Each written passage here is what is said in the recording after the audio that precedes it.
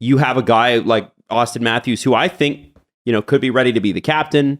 I actually think he probably should be.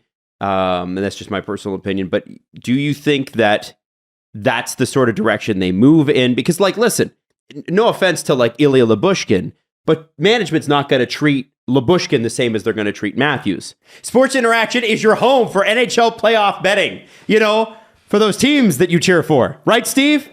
I bet on the Leafs to win by 2. You don't always win. It's not guaranteed. I bet on the Leafs to win as well in the seat while we were at the game. I bet on the Leafs plus 1.5, and my bet hit. In-game. Unfortunately, on Sports Interaction, I won money on the Leafs losing. Wait. You bet against them? No. I bet them to win, but I got plus 1.5 goals. Oh. So I live bet. I love live betting the Leafs when they're down, and I did it when they're down 1-0 on sportsinteraction.com, and I won, but the Leafs lost. So Sports Interaction, you already know, it's Canada's sports book with the most competitive odds. Sports Interaction makes it easy to deposit, easy to play, easy to cash out. Kind of like what Jesse did. Join now and see all the sports betting has to offer. Head to sportsinteraction.com/SDPN. That's sportsinteraction.com/SDPN, which is what Jesse did mid-game. 19 plus. Please play responsibly. Right. But it seems as though that sort of thing hasn't happened yet. Do you think that changes? I think it will a little bit. I think it's changed behind the scenes. Has slightly. it? Lou's been gone for 4 years, right? Right. And so, Kyle Dubas, obviously he grew up under Lou essentially in his job, but he operates differently. I think he's way more open with his players in general.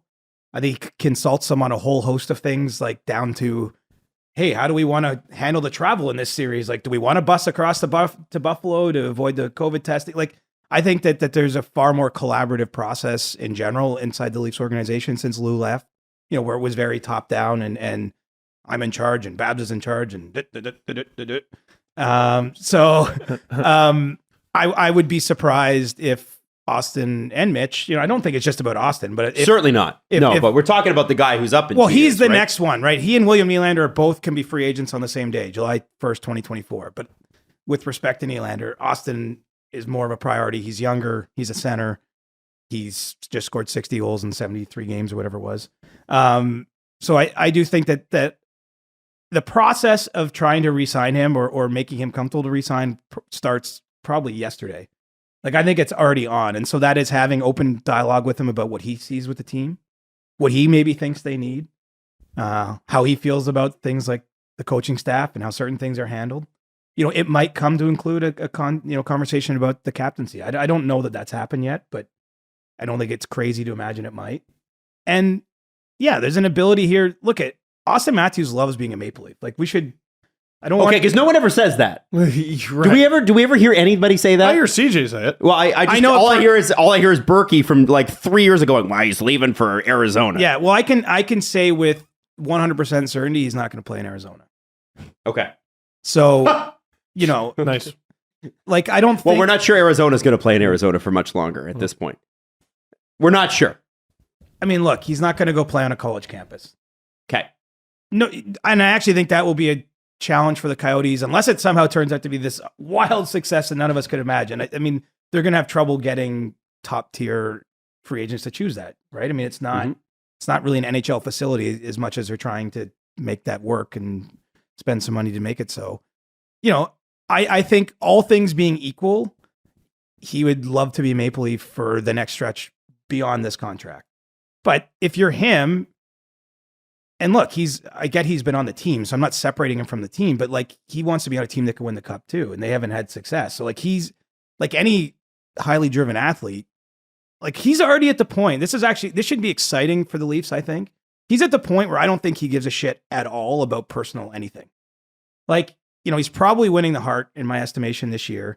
He's got 2 Rocket Richard trophies. He won the Calder. He hit 60 goals, a pretty big milestone. He's got the Leafs single season goal record by a lot. Pretty wide margin. 6 goals above is significant. He's kind of in God tier level of things he can control individually. And he'll still get lots of individual cookies, but I don't think at all he's going to care about that stuff, which is the best possible scenario.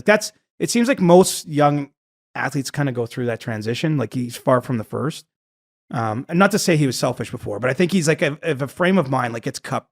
That's all. The only trophy that matters is the one that the Leafs have not gotten within 3 rounds of during his time here. And so, I think his decision primarily will be like, where can I win? Like, look, he's going to get the same sort of contract everywhere. The maximum a player can be paid is 20% of the cap. So that's 16 and change right now. My guess is his next deal, wherever it is somewhere in that ballpark. Like, he might not go all the way to 20%. Look at what athletes get paid in the other sports. You'd be a bench player in the NBA at $16 million. Right. And I don't say this on behalf of Auston Matthews. Like, when I was a kid, and I got gray in my beard now, when I was a kid, guys were making 10, 11, 12 million in the NHL. Like, that's still the top range of what the players are paid 20 years later. So this isn't like Austin's mind frame. Like, I think all the top players should be like, hey, wait a minute. Like, there's a difference between like a 60-goal centerman and a guy, no offense to anyone down the lineup, but like you literally can't replace that. That's it's almost like never existed in the modern day NHL, what he does. And so there's huge value to that. And I think that those players should be paid. I think we're going to start, like, very interesting. Like, Nathan McKinnon needs a new deal, right? Yep. This is the first summer he can sign a year out from the end of his current contract. Where does Nathan McKinnon push it? Does he get more than McDavid? He certainly has, in my estimation, he has the leverage to do so. I don't know if he'll use it. He seems like a pretty easygoing guy. I remember there was a quote from a couple of years ago in Forbes. He said, like, yeah, I don't care what I get paid. Like, this is lots of money. So maybe he won't be of the mindset. I don't know where he's at on that. But I think we're going to start to see the bar get raised a little bit. And so anyway, it's a long way of saying if we just accept the argument, he'll more or less get paid a lot of money wherever he plays. There's probably only 5 or 6 or 8 cities. I don't know this precise number, but where we can say he's going to go.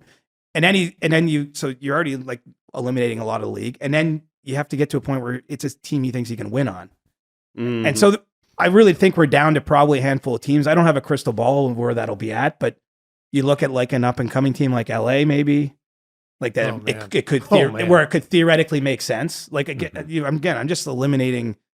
I mean, it's sort of obvious. Like, I don't know, where's Tampa at that point? Rangers. But has Tampa shed enough contracts at that point where they can do it?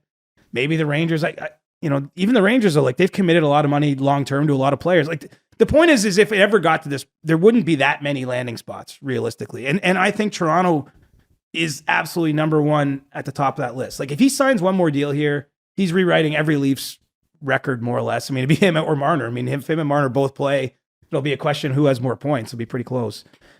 But anyway, and he wants to be a guy that wins a cup here, man. Yeah. Like, as much as days like Saturday night suck for those guys, they wake up Sunday, okay, maybe Monday, maybe there's a hangover in there somewhere, but by like Tuesday, they're already like, this is the fuel. Like, this is like they see Edmonton and Calgary, you see them win one round, right? Did you see the emotion that both of those were home game 7 wins? Calgary's was an overtime win.